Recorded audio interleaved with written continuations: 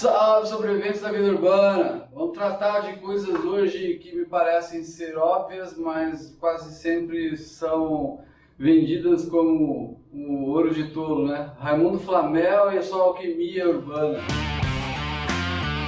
Pode ser treta, pode não ser.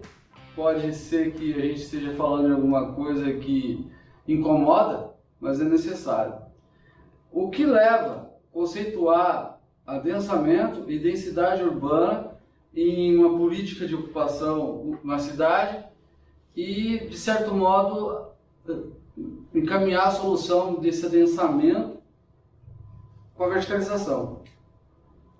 Mas não é a verticalização em escala humana, que alguns autores se referem a 4, 5 pavimentos, que o humano ainda tem contato com o solo, e fala de uma verticalização meio hollywoodiana, né?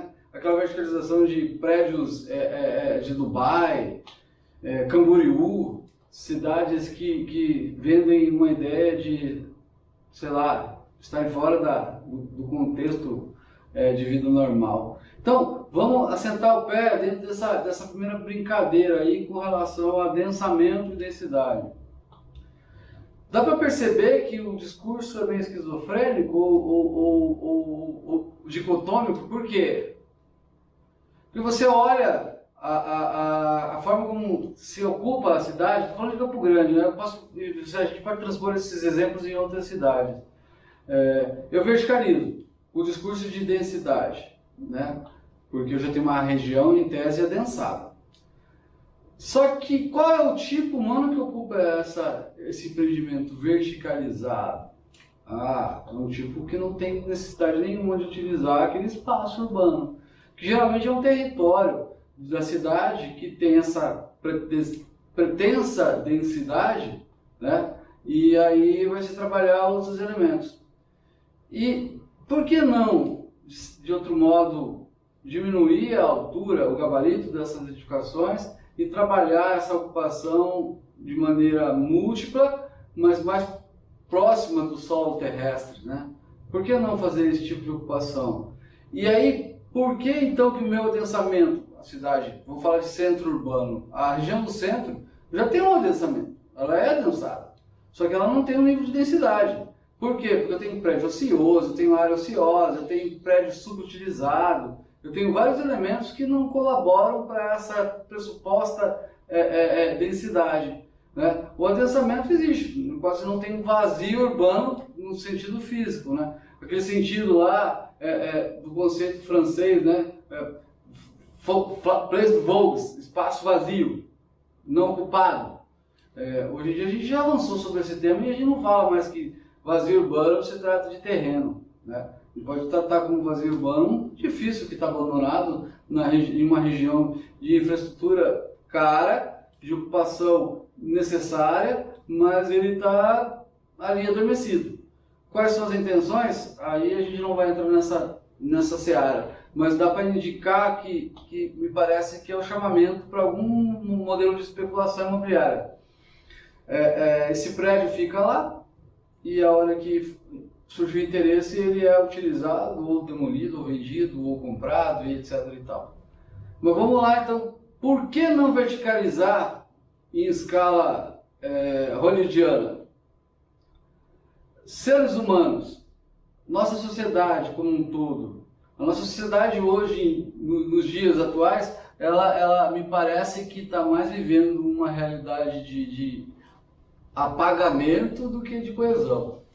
É um sujeito ou um indivíduo querendo eliminar o outro como concorrente. Então a gente não tem esse cimento social suficiente para essa adesão, essa consolidação de alguma coisa. E essas edificações, elas, por mais que elas pareçam ter um propósito, um vínculo entre os seus ocupantes, ela simplesmente está ali sendo ocupada por esses indivíduos e, de certo modo, nenhum deles se relaciona. Eles não se relacionam entre si, eles não se relacionam entre o prédio, eles não se relacionam com o entorno, eles não se relacionam com o território e acabam por não se relacionar com a sociedade, interagindo com todo o contexto do território urbano.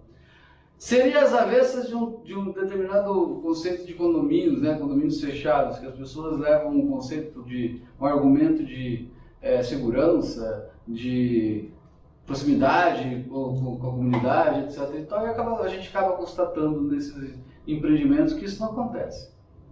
E não acontece porque um vizinho não conhece o outro, um vizinho não quer nem saber qual é a existência do outro, porque tem medo. O medo urbano vai contaminar essa ideia de condomínio e as pessoas vão apostar nessa potencialidade do medo, e esse medo vai acabar dominando, fazendo com que a moradia passe a ser um espaço de chegar, dormir, acordar e sair, sem conexão nenhuma com a realidade do território, do espaço.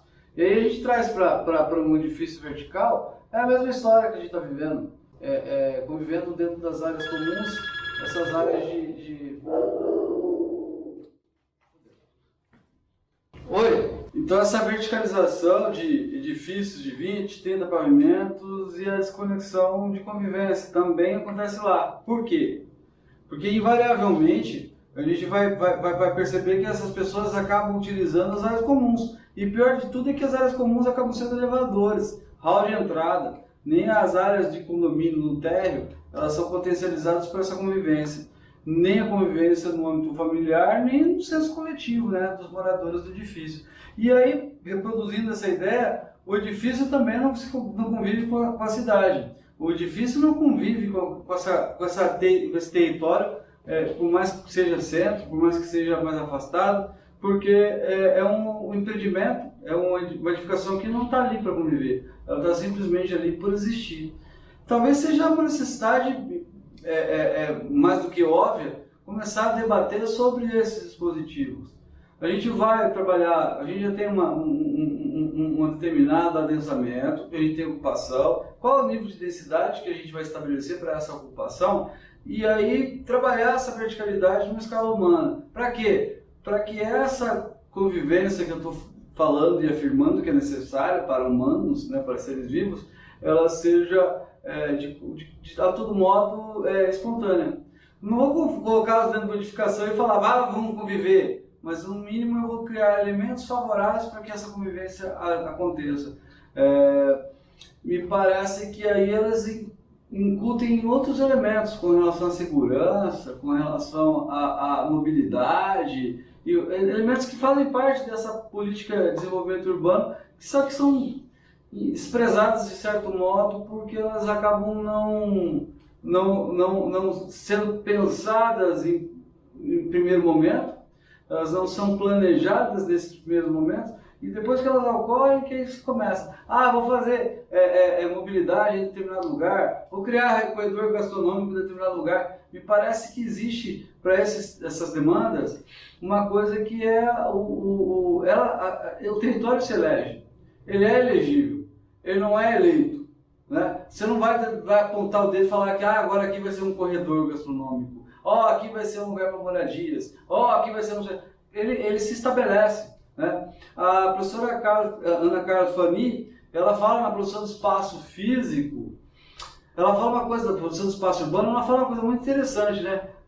Esse senso de especulação, ele não acontece como se fosse algo planejado, ele é mais alguma coisa de sentimento. Alguém começa alguma coisa que, de certo modo, dispara um sentimento de engajamento, esse engajamento se estabelece e aí começa a fluir. Então nem sempre esse empreendedor especula de certa maneira assertiva, né? Vai lá no ponto e encontra o produto certo.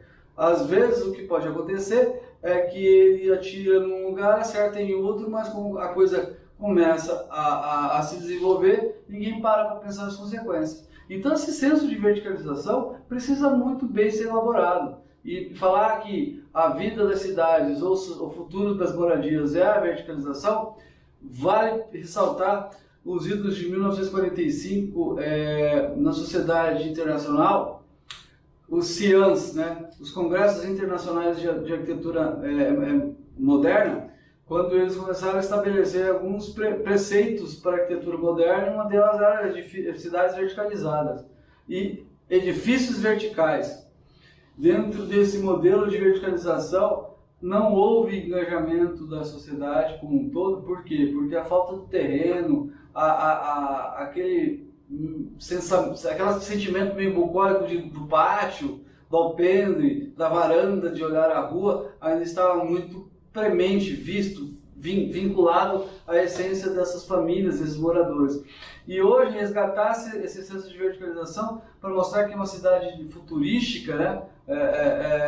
Marinetti que ia ficar orgulhoso, né? Todo o sentimento do pensamento futurista da arquitetura, de mostrar que essa monumentalidade das edificações estabelece algum senso de ligação com a sociedade e dessa forma ele não é questionado. Nesse momento a gente precisa reflexionar. E se a gente vai refletir sobre alguma coisa, que a gente possa refletir necessariamente no que é melhor para o humano e não o que é melhor para certos humanos, né? Então, o mote do raciocínio de hoje é falar sobre essa verticalização desenfreada que só privilegia uma categoria.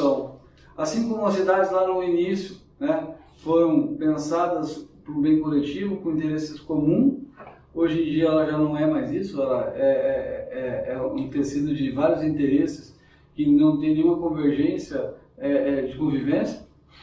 Então são estranhos convivendo com outros estranhos com algum interesse em comum, né? É um espaço de sobrevivência. Antigamente era, quer dizer, nos primórdios, era um espaço de consumo, de produção de consumo e de efervescência de experiências humanas.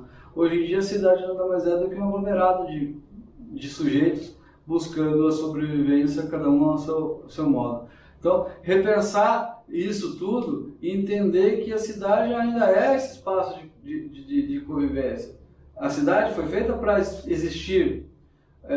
As possibilidades de anular essa existência é que tem construído esse cenário de guerra que a gente pode presenciar nas cidades no tecido urbano. E essa coisa de guerra, de bélica, de enfrentamento, ela quase sempre contamina os sujeitos que, de certo modo, me parecem que quase sempre vivem de maneira desvairada em sua sociedade, né?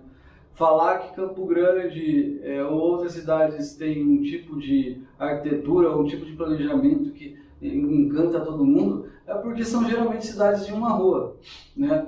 Flávio Vilaça fala disso, alguns outros professores de urbanismo também citam essas características. A cidade de uma rua é aquela que você chega por ela, transita por toda a cidade produzida, depois se retira pela mesma via e não conhece a quadra de trás. A segunda rua, onde os reais problemas acontecem, né? Então, quando você adota um modelo de ocupação, de moradia, que é esse verticalizado ao extremo, você está desconsiderando o resto do seu entorno. Você está desconsiderando a existência humana por essência. Você está produzindo, de certo modo, a exclusividade. E quando você pensa na exclusividade, você cada vez mais potencializa as diferenças. Porque, entre aspas, não vai existir esse compartilhar. E a cidade seria feita para isso, né? O compartilhar, o experimentar, o vivenciar. E muito pouco se tem visto nos dias atuais.